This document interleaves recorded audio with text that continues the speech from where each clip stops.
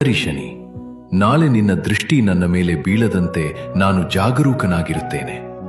ನೀನು ನಿನ್ನ ಕರ್ತವ್ಯವನ್ನು ಮಾಡು, ನಾನು ನನ್ನ ಲೀಲೆಯನ್ನು ತೋರುತ್ತೇನೆ ಎಂದು ಸವಾಲನ್ನು ಸ್ವೀಕರಿಸುತ್ತಾರೆ ಮಹಾದೇವ ಶಿವನು. ಶನಿದೇವರು ಅಲ್ಲಿಂದ ಹೊರಡುತ್ತಾರೆ. ಮರುದಿನ ಸೂರ್ಯ ಉದಯಿಸುತ್ತಿದ್ದಂತೆಯೇ ಶಿವನು ತನ್ನ ದಿವ್ಯ ರೂಪವನ್ನು ಮರೆಮಾಚಿ ಬೃಹತ್ ಆನೆಯ ರೂಪ ತಾಳಿದನು. ನಂತರ ಯಾರಿಗೂ ತಿಳಿಯದಂತೆ ಭೂಲೋಕದ ದಟ್ಟ ಕಾಡಿನೊಳಗೆ ನಡೆದು ಯಾರೂ ಇಲ್ಲದ ನಿರ್ಜನ ಜಾಗದಲ್ಲಿ ಶನಿಯ ವಕ್ರ ದೃಷ್ಟಿಯಿಂದ ತಪ್ಪಿಸಿಕೊಳ್ಳಬೇಕೆಂದು ಕಾಡಿನಲ್ಲಿಯೇ ಇರತೊಡಗಿದನು. ಗಂಟೆಗಳು ಉರುಳಿದವು. ಮುಂಜಾವು ಮಧ್ಯಾಹ್ನವಾಯಿತು. ಮಧ್ಯಾಹ್ನ ಸಹನ ಸೂರ್ಯ ಮುಳುಗುವ ಸಂಜೆಯ ಸಮಯ ಹತ್ತಿರವಾಯಿತು. ಅಷ್ಟು ದೊಡ್ಡ ಆನೆ ಅಲ್ಲೇ ಇದ್ದರೂ ಇಡೀ ದಿನ ಯಾರೊಬ್ಬರ ದೃಷ್ಟಿಯೂ ಅದರ ಮೇಲೆ ಬೀಳಲಿಲ್ಲ.